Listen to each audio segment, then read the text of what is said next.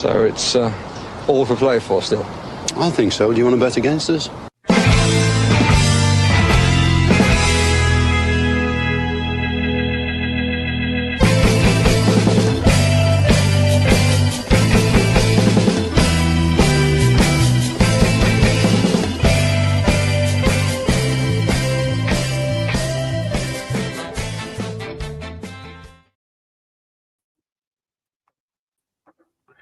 Good evening and welcome to For the Love of Paul McGrath podcast.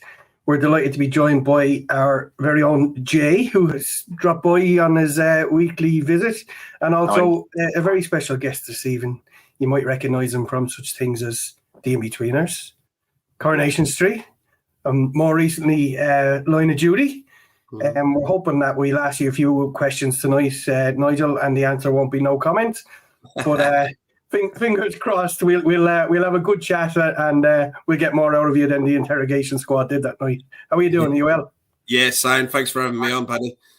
Yeah, really All right, good. You're more than welcome. How are you, Jay? Very well, Paddy. Really good, thanks, mate. Yeah, great to be here, pal, as always. How's the nerves holding up ahead of the weekend? Oh, do you know what? Yeah, very nervous. Look, we know what we've got to do, don't we? It's a huge game for us. We can only control what we can do. Get out there, get the win, get the 3 points, mate. Hopefully things will go in our way. But yeah, I'm nervous now, but I know I'll be even worse 4:00 Sunday afternoon. What are you thinking yourself, Nigel? Are you worried? Are you optimistic? Are you anxious? It's a tricky one, this, because I wanted them to win in the week in the final, thinking that then they'd be playing in flip-flops, on Sunday. Is it Saturday or Sunday? It's Saturday. Sunday, yes. Sunday. I thought they'd I thought they'd be on the beach by the time Sunday comes. But then I thought, well, hang on, maybe now they've got a point to prove, and maybe they're really, really pissed off, and now they really, do you know what I mean? And it's just our record up there kills me, man. It's a tricky one. I reckon it's got a draw written all over it, to be honest. I think it could be I'm not sure I could really cope with us losing any more points to the worst Man United team that I can remember in my lifetime. And I'm old enough to remember them being a mid-table side back in the 80s. But it's just nothing but heartache that I can remember playing against Manchester United. So it would be just our luck to drop points while the rest of them drop points around us, and we haven't done our own job, and we drop out of the Champions League spots. It will be a tough one to take. I think they have been pretty poor. I suppose the one thing that's helping me through this is the fact that they've been beaten the other night. They probably have a go off us on Sunday, and that might play into our hands with us hitting them on the break. So that's the only shining light I can see. What about you, Jay? Well, this is the thing, like Boyce was saying as well. We were having this conversation in the office at work and with a few pals on that. Did we want United to win the Europa League? Did we want them to get it? So you got two scenarios, as you said. If they win, then let's be honest, they were going to celebrate. Flip flops, they're on the beach. They're going to take their foot off the gas. But then on the other hand, actually, what will the atmosphere be like now? I mean, I've heard rumours that that Old Trafford isn't actually going to be a sellout on Sunday. Is it going to be a toxic atmosphere? The fans have given up. They've lost, however many games it is this season. 18 league games, I think it is. Man U have lost. Is that gonna play into our hands a little bit? Are the fans going to be sort of on their back and not really interested?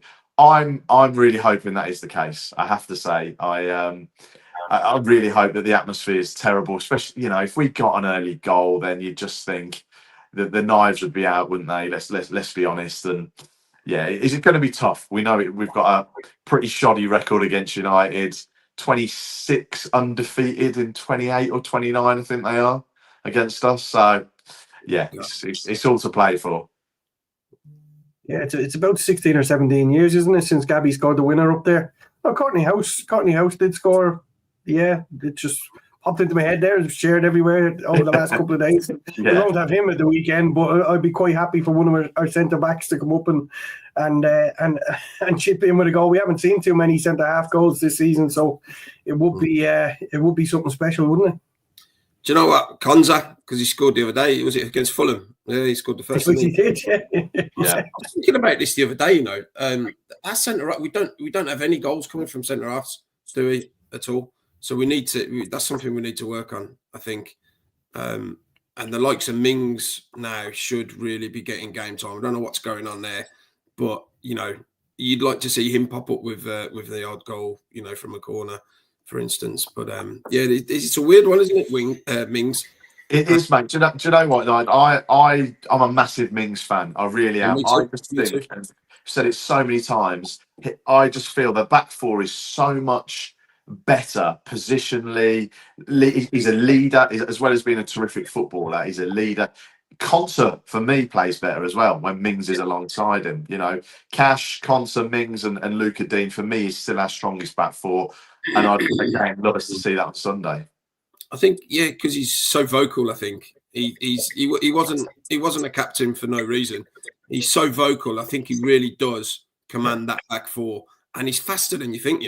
Yeah, he's fast. He doesn't look like he's fast, but he's big strides when he's running back. I rate him as well. I really do. Yeah, he covers the ground so well. I suppose if you cast your mind back to before Torres picked up that injury, we had to kind of rush him back, and I think he hasn't fully recovered from his own injury, and that's why he's not starting. He's definitely, I think, in everyone's opinion, the better defender. But we've seen in the last couple of games that Torres is a better footballer and is quite good at unpicking locks, especially when we don't have Tielemans in there to pick that killer pass and break the line. So Torres does chip in with those, and that's one thing in his favour. And he is a really good footballer, but there's no question that Mings is a better defender. I think we all love this group of players that kept us up in 2020. The likes of McGinn, Konsa, Mings. It's great to still have them around the team, and I suppose that's testament to how well the manager has done to be still playing with the same back four as Steven Gerrard had. Yeah. I think you're absolutely right. Yeah. I think we're blessed to have two such good left-footed centre halves in Torres and Mings. We are. I agree. Mings is definitely the better defender in my opinion as well. I mean, when you think back to the earlier in the season when we brought Disasi in, at one point, as you say, we had one fit centre half, didn't we? I think Luca Dean ended up playing centre half. We had to get Disasi in on loan, which cost Daniel Marlin his Champions League place for the squad for that. But I think the last few weeks we've sort of had a bit of an embarrassment of riches with the two players for every position. You know what I mean, across the defence, but certainly across the rest of the team as well. I think it'll be an interesting one, definitely to see who gets the nod on Sunday. I think we're going to sign Disasi. Did I read that? Was it a rumour, or did you guys read that?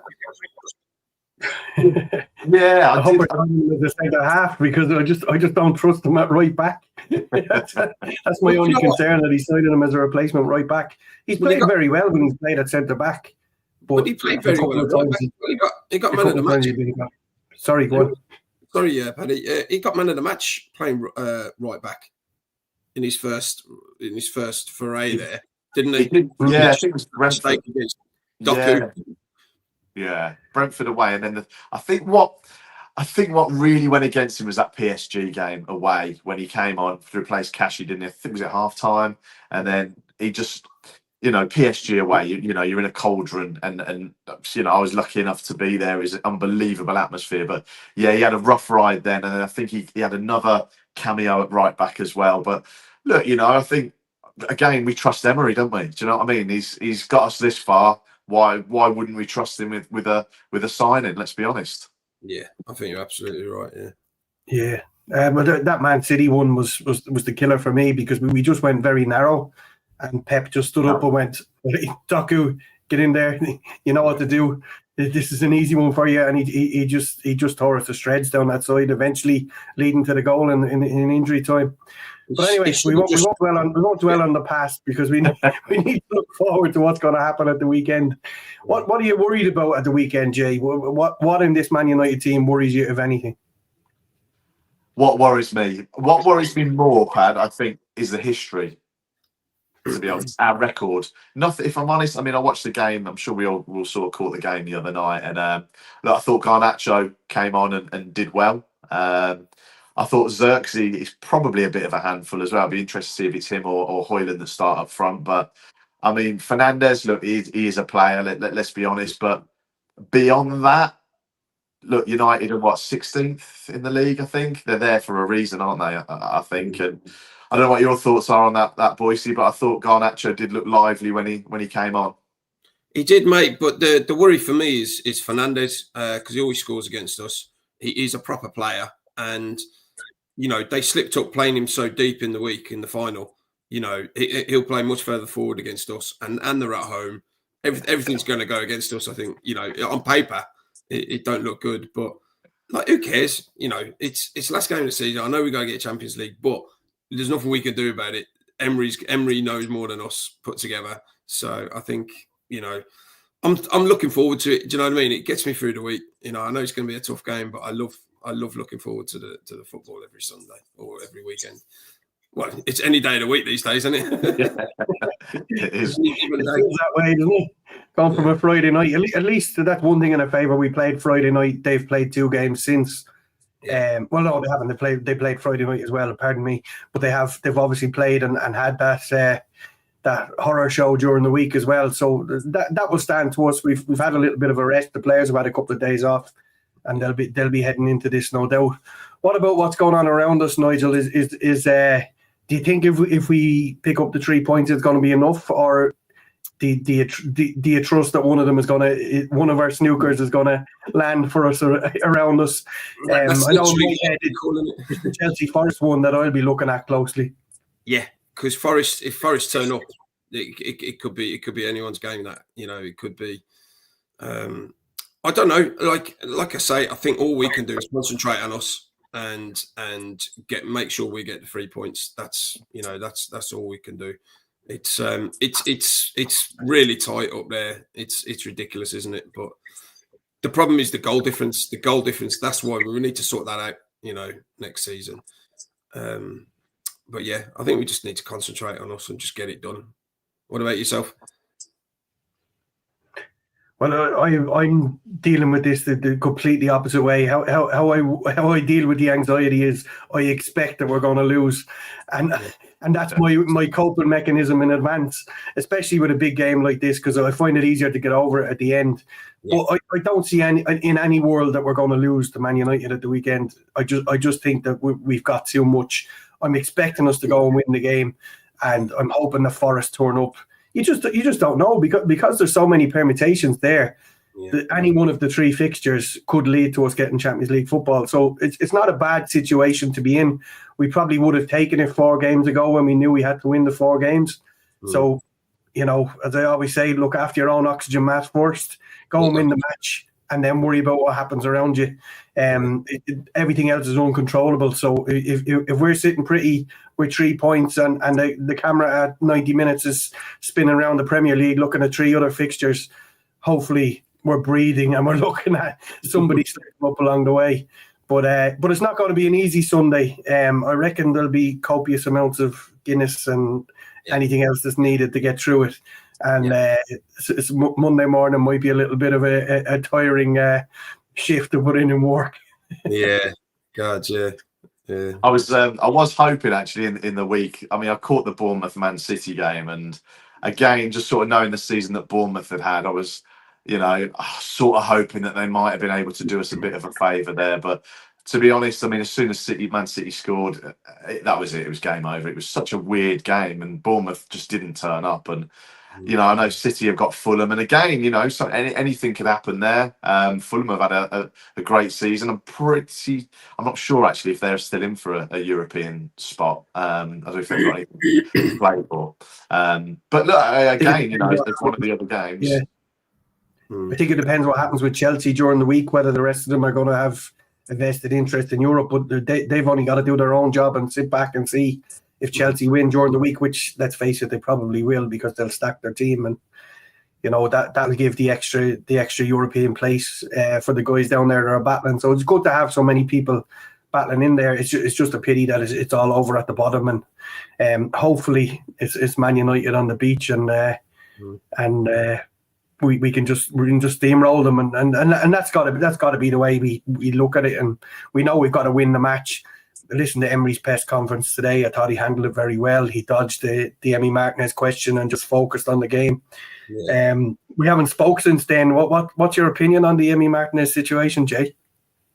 You know what? When the camera panned round to him and he was there in tears, I think it caught us all off guard a little bit. You know, I saw everything blow up on Twitter or X or whatever it is now, and I didn't see it myself, and then sort of noticed that. I was thinking, hang on a minute, why is he in tears? Is he emotional because he's so happy? Yeah. But then all of a sudden these rumours sort of started coming out and everything. And like you say, I think Unai handled it in the way that Unai does superbly in his press conference. But I, for one, will be absolutely gutted if he leaves, purely because he's been immense for us in the last 6 years. He'll go down as a legend. There's no two ways about it. A World Cup winner. And I'm a massive fan, and look, hopefully he does stick around. But it's a little bit sort of took a little bit of the gloss off what was supposed to be a real high to the end of the season. Do you know what I mean? Yeah, I'm with you, mate. I love him. He's probably my favourite player in the squad at the moment. I absolutely think he's. You know, he walks on water. Yeah, I thought it was Brian Little. Yeah, he is. But do you know what? He's part of our brand. He's part of our the way we play and the shithousery and the playing out from the back. It's just part of him. He just does it so well, and he's just so good. I know he lost a little bit of form, but you know, his form's only temporary in it. So you know, that's it. Yeah. Fine. Most people, you know, if you've had 4 good years like he did, you're going to have a dip at some stage, as all the experts will tell you. But I think we're all just hurting a little bit because we're stepping into the unknown. Because you know we took him from Arsenal when he hadn't even had an Argentinian cap. Now he's got 2 Yashin awards. He won the Copa America. He won a World Cup. He was the best goalkeeper in the World Cup, and that's all because of the move he came to us. So you just kind of think in your head, he's never going to leave. He's not. Why would he want to leave us? We made him. And then you're hearing some of the teams that he's linked with, the likes of Man United, and you're going, what the hell? Like, you know, it's just lazy journalism. Now, you know, it could have been just an emotional reaction to everything that was going on around.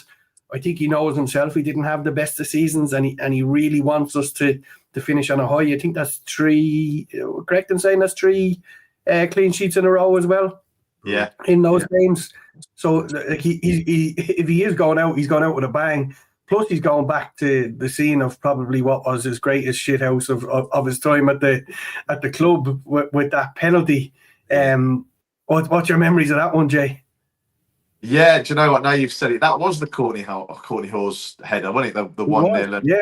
Was that when Fernandes and Ronaldo there was a little bit of beef, wasn't there? And Martinez was winding him up, saying to Ronaldo, "You should be taking this penalty." Yeah. That was the one. And then Fernandes put it in Rose Ed, and he did. Martinez, I won't do the jig. No one needs to see that. Yeah. He did the little dance, didn't he? But 4 years ago now. 4 years ago. Yeah, I think for me, this whole exiting story, it just came out of the blue. Everyone was shell shocked. Do you know what I mean? There was not a flutter of a hint of him leaving, and then all of a sudden he's crying, like literally crying. Yeah, It's a tough. We'll just wait and see, I guess. We totally got the Bailey one where he's down touching the ground and he's emotional. He's had a bad season, good season, bad season. We can't have that at this level. A little bit of a dip from Emi Martinez, a few mistakes, but by far and away the best goalkeeper in the world, and the stats don't lie. He's been absolutely brilliant up until this season, and we allow him have that dip in form. But it was absolutely heartbreaking to go and win the game, and the elation, and next thing the phone is blowing up by, have you seen Emi Martinez's reaction? You're just like, no, I've switched over to see how Chelsea are doing. You know? It was soul destroying, and then to see the pictures come true. He's so good that he's never had a shocker. He's never, even when he's lost a bit of form and made 1 or 2 mistakes, he's never let it affect him, or he's never had a bad game. He's never had a bad game ever. Yeah. So, Well, that's it. Like every player has a mistake, but when it's him, it's more noticeable because it usually leads to a goal. I remember the one against Liverpool last year when he effectively threw it into the net.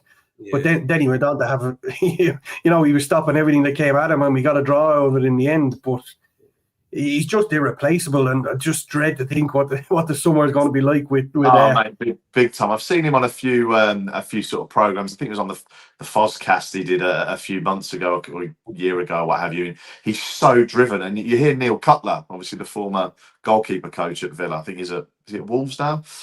Cuts talking about him and how driven Martin is, and literally to the absolute nth degree. He is focused. He is committed. He is, almost. Well, I think Cut said it himself. He's almost too much at times, that he's that obsessed, and he's got so many different rituals and whatever. But he's just a winner.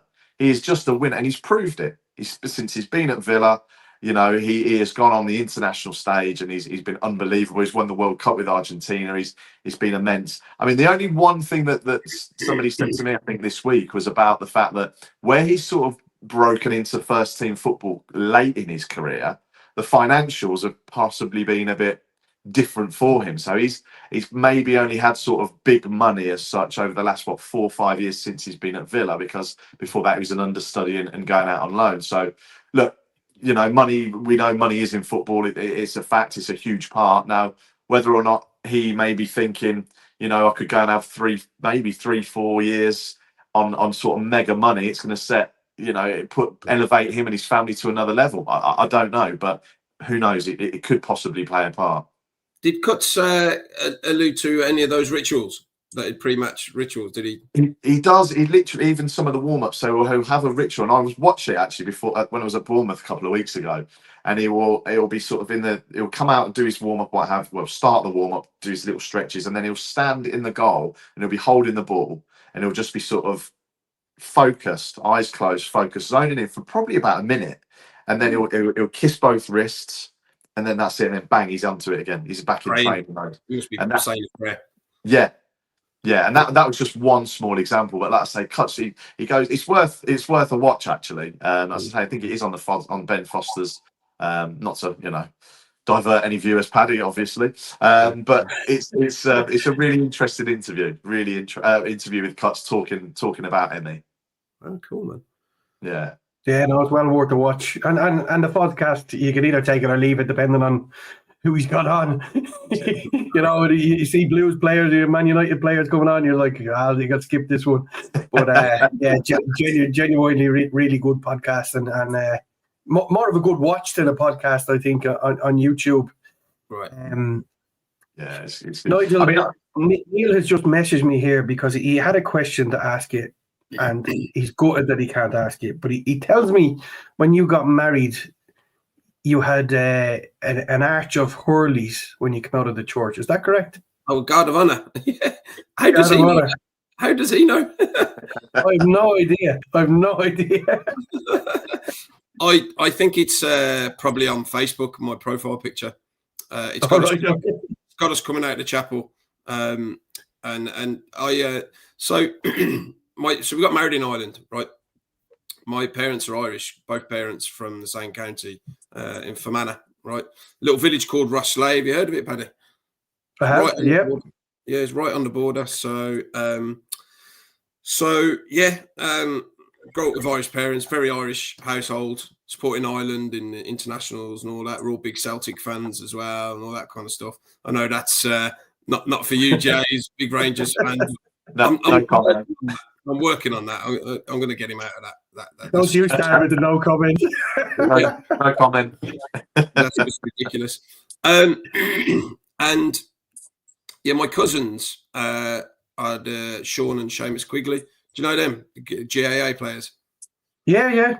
So they played for Fermanagh, obviously. Yeah. And so obviously you don't play Gaelic football at school here, but I took it up. And when I moved to London, I wanted to meet Irish people, and didn't know anyone in London and stuff. So joined a Gaelic football team, and that's what they do. So the Gaelic football team organised a guard of honour with the Hurls, as I was coming out. Very good. Yeah. So looks good, doesn't it? Well, it's funny because Neil himself got married only Easter Saturday. He got married, and he had the Hurley's cross when he came out of the church as well. So I reckon he stole your idea, or the guys in London's idea to do that. Yeah, probably. Yeah. So I played Gaelic football in London for 12 or 13 years. Yeah, for a couple of clubs. Robert Emmett's, and they had a good hurling team actually. I played hurling a couple of times, but only for standing in to help out the B team or something like that. But that's a hard game. You can't just play that. So they just stuck me up in corner forward where I couldn't do any damage. But I hope that you do no damage up there. I caught a couple of balls and I think I hand passed it over because I didn't want to risk trying to hit it with a hole. But yeah. So there you go. Yeah. So Boise, where did the love of Villa come from then, mate? For you, obviously, you've got the Brummie twang, of course, mate. But what made you sort of fall in love with Villa? So I grew up in pubs. My parents were landlords. They come over from Ireland in the 50s, and by the time I came along, they were in Birmingham. So they moved to London first and worked on the buses because that was the job to do back in them days. And then so they kept pubs. So we moved around a little bit, and then the latest one. So I don't know if you know this, but a lot of the Irish communities in big cities like Birmingham, Manchester, London, they would go to community centres, Irish centres, that were owned by the churches. So you'd be like St Joseph's, St Catherine's, St Francis's, and there were just big dance halls, I guess, for Irish bands and communities really to do. And my dad took over the biggest one in Birmingham, which was it's not there anymore. It's St Teresa's. It was called St Teresa's Club, owned by the church, and used to have like big country and western singers like Brendan Shine and Margot and all them kind of people. I don't know if you'd know them, Paddy, but big Irish. You see, Jay is lost in this conversation, but I know. I'm taking it all in. I'm a lot younger than you two. Remember? Not that much younger. Behave.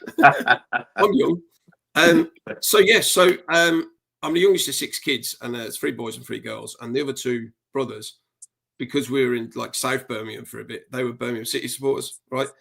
So my dad took over St Teresa's, which is at the top of Aston Lane. It's on do you know Perry Bar, Whitten, the old Crown and Cushion, the roundabout? Yeah. Lane. I don't know if that roundabout's there. No, they're doing loads of work there. Yeah. Because I never come that way when I go to Villa Park. But so my dad took over St Teresa's and I was 10. And one of his mates took me down to a game, and there you go. I loved it.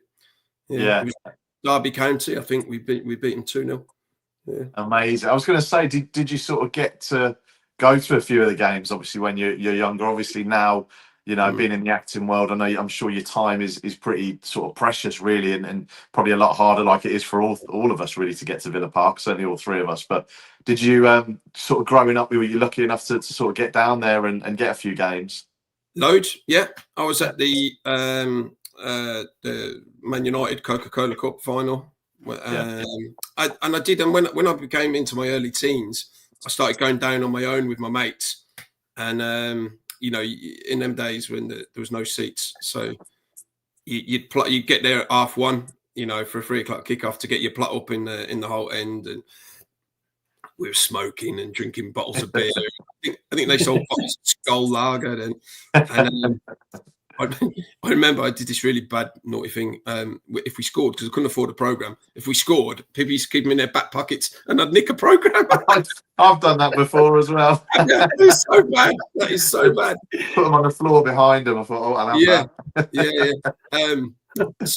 I went to a lot of games, and then I think my first away game came much later when I was in my 20s, and it was Doncaster away in the cup.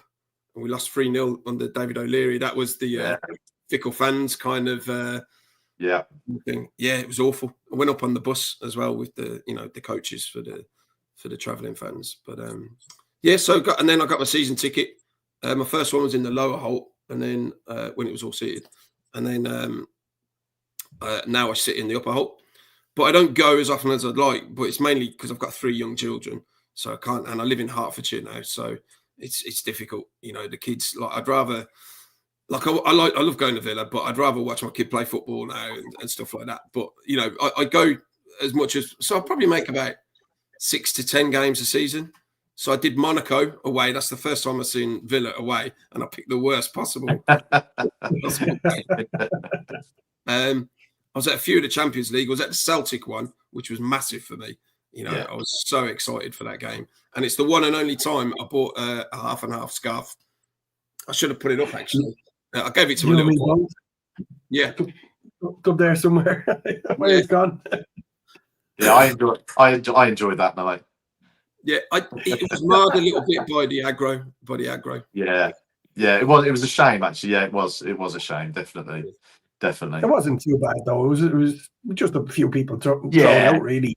It wasn't, as I always say about Celtic fans, they only fight by fighting back. They're not going to start the fight. And it's it's like after a few beers, and emotions are run high, and I think there was like you say, just a bit of silliness on there. But yeah, I think overall it's been brilliant. And just touching on that Champions League, mate, it's been a hell of a ride, hasn't it? I was lucky enough to get to 5 games. I know Paddy as well. So you went to a few this season, Pad, didn't you? And it's been a hell of a journey, hasn't it?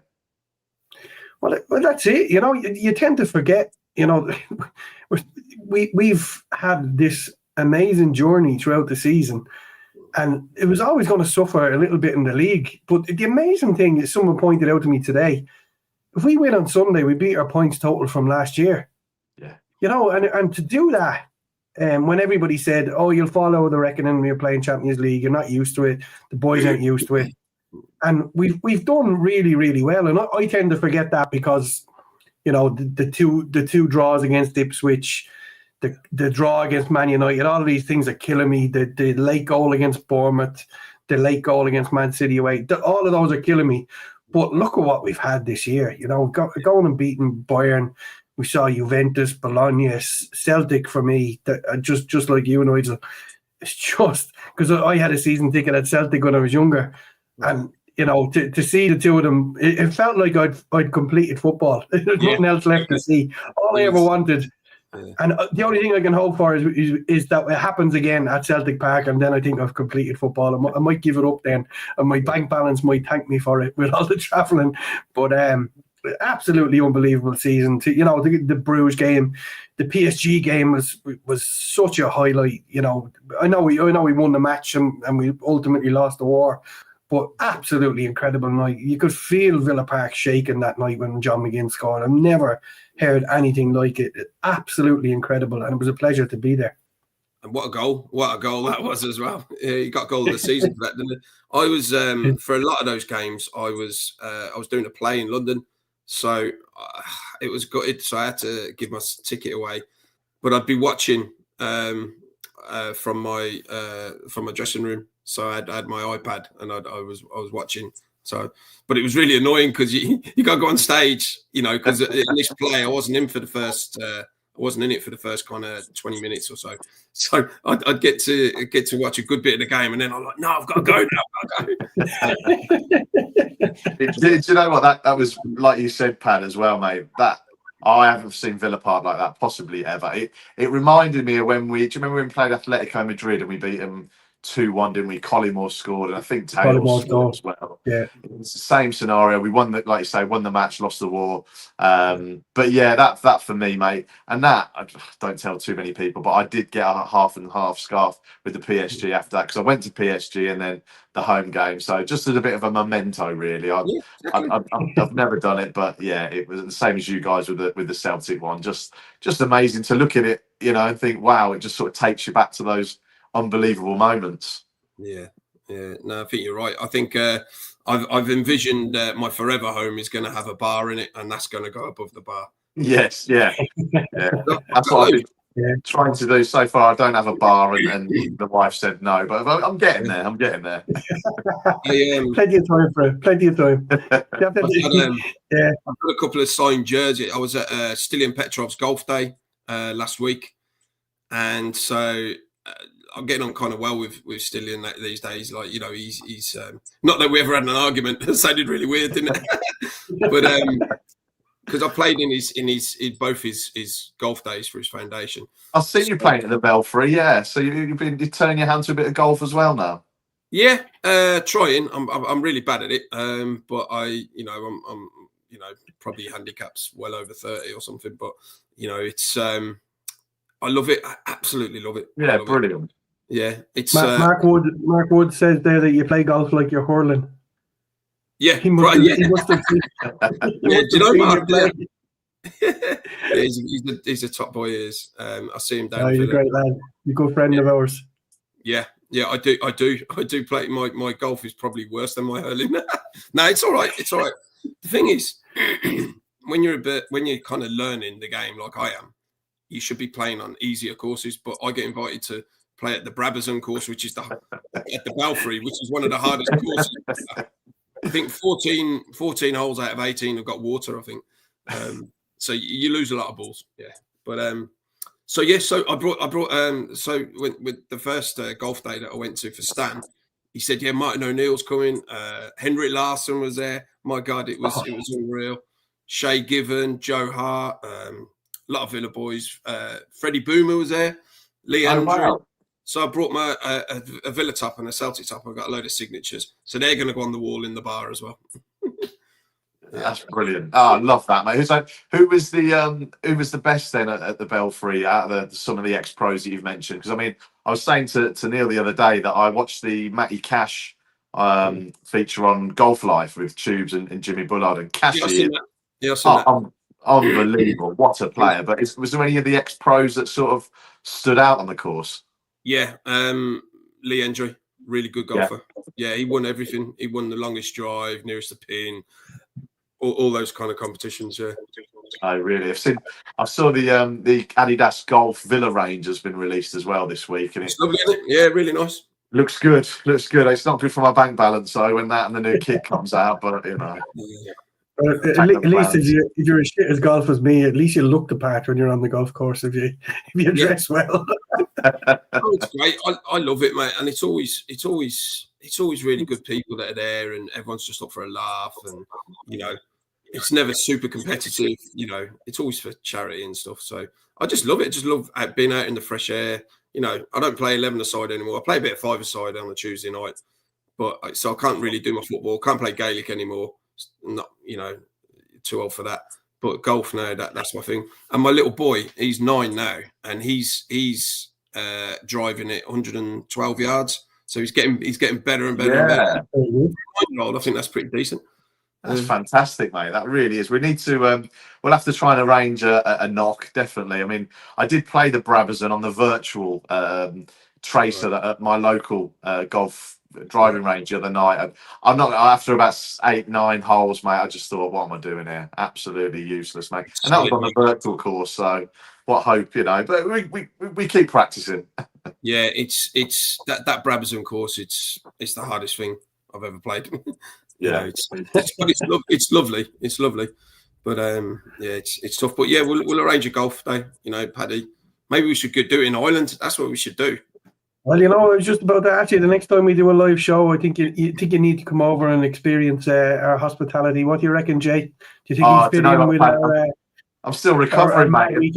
I'm still recovering from that. That was nearly 2 years ago now, wasn't it, that we did that? Jeez. I would absolutely love that. Did I tell you I'm an expert on Guinness? I am. You'll be in good company, so. Yeah. Because the pub 2 doors down from where my mum used to live in Ireland, it's called the Village Inn, but everyone calls it Mohun's because that's the family name. Does the best pint of Guinness on the planet, in my opinion. That I've tried. Yeah, and it's just pure cream, and yeah, I love it. Absolutely, I love it a bit too much, actually. Sometimes, you know the way you check your phone, when you're lying in bed, sometimes, scrolling through your phone. And sometimes I follow all these accounts, and there's one called Perfect Pints of Guinness. And I just show it to the missus, right? And she goes, "You're fucking weird, you are."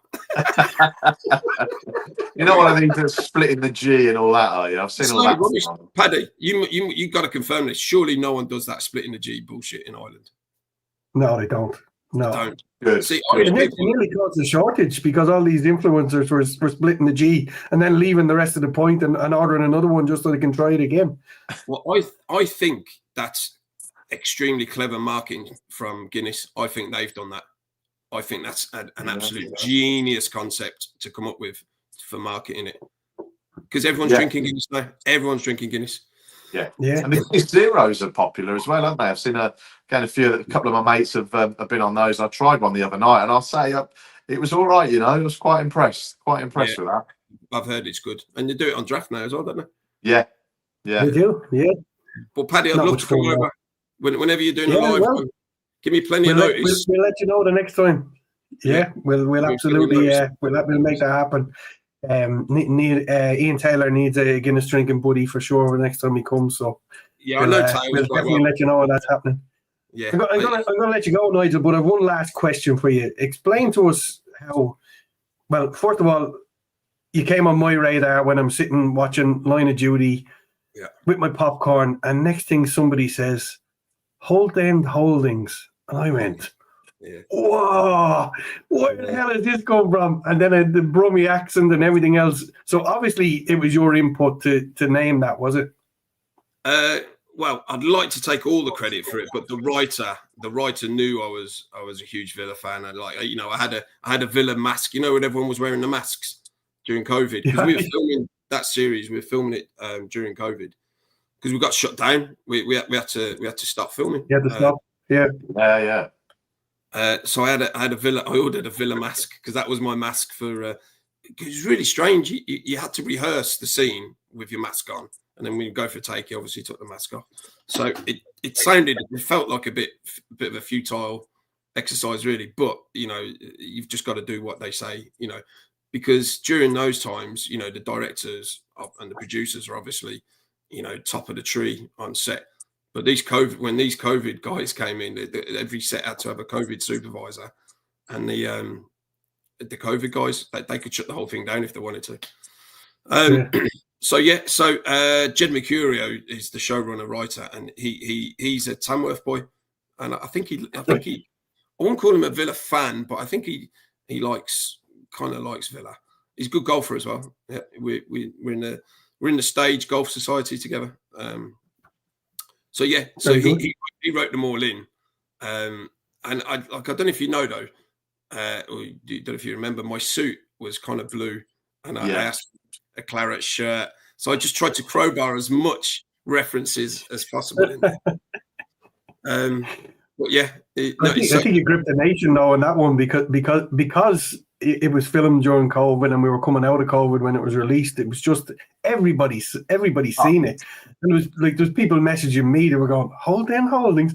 People who weren't even Villa fans got it. Yeah. It was just so much fun at the time, and look, it was front page news the next day.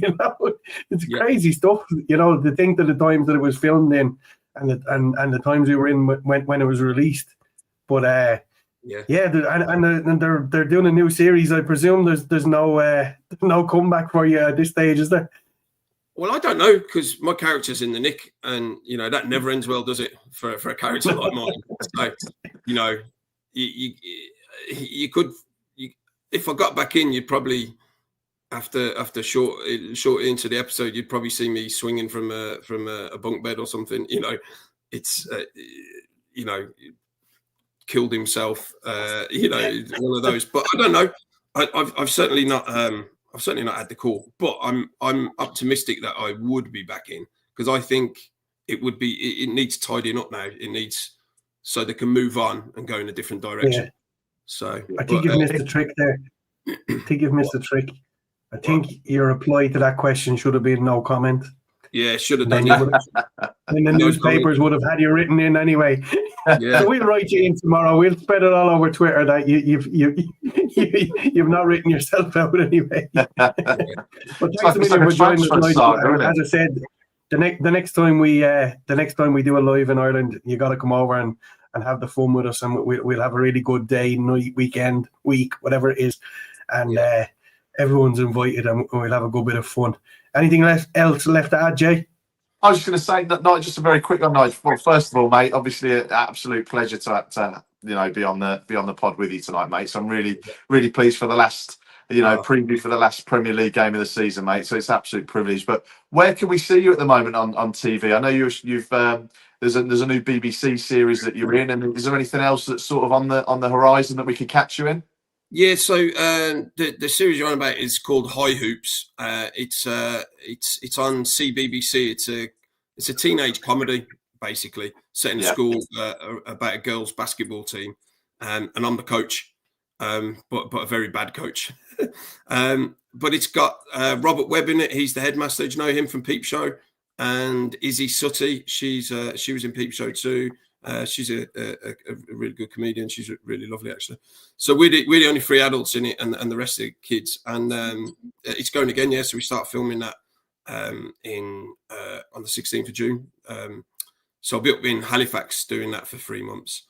But you can see all the episodes from the first series on iPlayer if you really want to watch it. Yeah, absolutely. It's quite good fun. It's really good fun. And I'd never done kids telly, so I really wanted to do it because I've got kids, so it's something they can watch me in rather than high quality Jeopardy crime drama. Do you know what I mean? It's it's really good for them. And I've just been in Malta actually filming a thing called The Good Ship Murder, which is really cool. I don't know if you've seen it. Yeah, is that Channel 5?